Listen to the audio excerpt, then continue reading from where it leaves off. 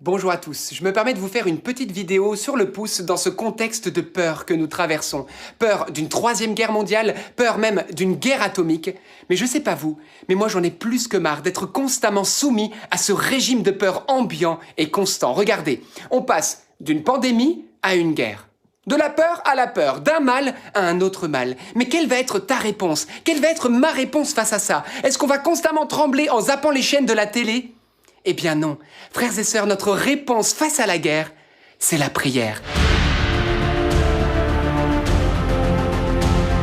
Et je lance cet appel à tous ceux qui sont les amis du Christ, tous ceux qui croient en ce Dieu d'amour. Oui, mes amis, faisons la guerre à la guerre par la prière. Et je peux vous le dire que cette guerre va se taire. Écoutez, sur qui on peut s'appuyer aujourd'hui? N'est-ce pas sur les paroles de Jésus? Alors écoutez bien ce qu'il a dit. Il a dit que si deux sur la terre s'unissent ensemble pour demander quoi que ce soit, cela leur serait accordé. La Bible dit également que nous avons en Dieu cette assurance, que si nous demandons quelque chose selon sa volonté, il nous écoute. Mes amis, n'est-ce pas la volonté de Dieu que cette guerre cesse? C'est bien sa volonté, n'est-ce pas?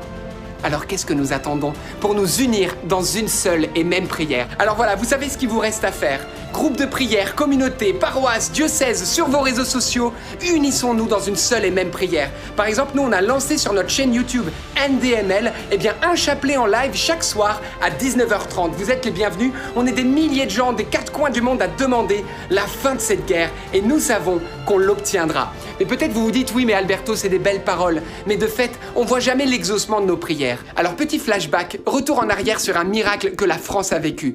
Pontmain.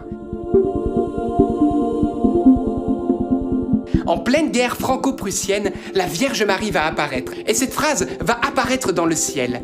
Mais priez, mes enfants, Dieu vous exaucera en peu de temps. Mon fils se laisse toucher.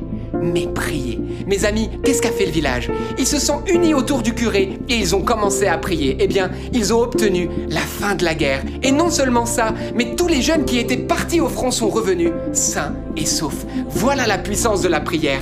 Dieu ne ment pas, il les a exaucés en peu de temps et c'est encore valable aujourd'hui. Vous vous dites, oui mais regarde Alberto, tu nous parles des guerres d'il y a plusieurs centaines d'années, mais aujourd'hui on parle de guerre atomique. Là, qu'est-ce qu'on peut faire face à une bombe atomique? Ça va tout détruire. Eh bien, de nouveau, flashback.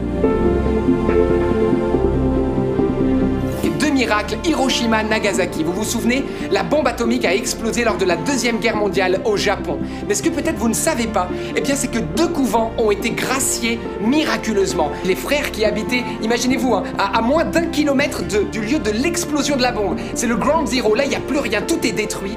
Eux ne sont pas morts, mais en plus ils n'ont même pas été irradiés. On leur a dit, mais pourquoi vous êtes miraculeusement en vie?